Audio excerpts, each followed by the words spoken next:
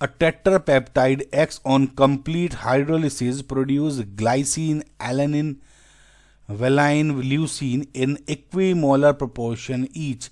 The number of tetrapeptide sequences possible involving each of these amino acids is. Guys ये बहुत अच्छा, मुझे अच्छा क्वेश्चन लगा. क्यों? क्योंकि इसमें प्रॉपर मैथ्स का कंसेप्ट भी लग गए हैं. देखिए, पहली बात तो आपको पता होना चाहिए पेप्टाइड्स क्या है. ठीक है, देखिए मैं ज़्यादा डीप नहीं जा रहा हूँ, सिंपल बता रहा हूँ. अमीनो एसिड्स को जब आप पेप्टाइड लिंकेज से जोड़ देते हो, ठीक है, ये क्या है, एक तरह पेप्टाइड बॉन्ड है, ये है ना. बॉन्ड, जिस बॉन्ड से जुड़ते हो पेप्टाइड बॉन्ड, ये जुड़े हुए होते हैं मल्टीपल, है ना, तो उनको बोलते हैं peptides. Multiple amino acids same भी हो सकते हैं, डिफरेंट हो सकते हैं, एक से ज़्यादा, है ना, 2 3 4 ऐसे.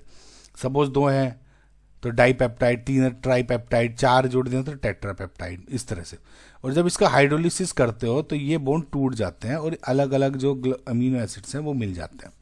अब इसमें ये कहा है कि जो मेरा टेट्रापेप्टाइड था, लेट जस्ट से ये वाला टेट्रापेप्टाइड है, इन्होंने कहा कि जब इसको, अब मैंने क्या कहा आपको कि टेट्रापेप्टाइड में ऐसा हो सकता है कि जैसे 2 मैं ले लूँ फॉर एग्जांपल, ग्लाइसिन और एलेनिन, तो मैंने इन दोनों को लेकर मुझे टेट्रापेप्टाइड बनाना है या ट्राईपेप्टाइड बनाना है. तो हो सकता है मैं ग्लाइसिन की तो 2 यूनिट ले लूँ, एलेनिन की 1 ही ले लूँ, GLY ऐसे बना दिया, या GLY एंड एलेनिन ऐसे बना दिया. समझ में? सिमिलरली इस तरह से. लेकिन अगर मैं इसको हाइड्रोलिसिस करता हूं तो 2 मोल तो मुझे ग्लाइसिन मिले, 1 मोल एलेनिन मिला. लेकिन इसमें इन्होंने कहा है जब टेट्रापेप्टाइड को तोड़ा तो ये चारों के चारों मिले. यानी इसका मतलब क्या है, इक्विमोलर में एक इनमें से ग्लाइसिन है, एक इनमें से एलेनिन है, एक वेलाइन है और एक ल्यूसीन है.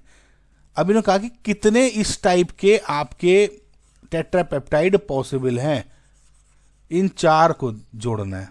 टेट्रापेप्टाइड में क्या है, 1 2 3 4 पोजीशंस होती हैं, जिनमें से लेट जैसे ग्लाइसिन ए है, एलेनिन बी हो गया, वेलाइन सी और ल्यूसिन डी हो गया. अब इन चारों को आपको इस तरह से जोड़ना है कि लेट जैसे अभी ABCD जोड़ दिया, अब ACBD जोड़ दिया, अब CBAD जोड़ दिया. तो जितने भी परमुटेशन कॉम्बिनेशंस बन रहे हैं वो बताने हैं बस आपको. अब देखिए कैसे निकालते हो. पहली पोजीशन पे मैं आपको 2 तरीके बताता हूँ. पहली पोजीशन पे 4 पॉसिबल है, अब 1 यूटिलाइज हो गया तो यहाँ पे 3 बचे, 3 यूटिलाइज, यहाँ पे 1 और यूटिलाइज हो गया, तब कितने बचे आपके 2.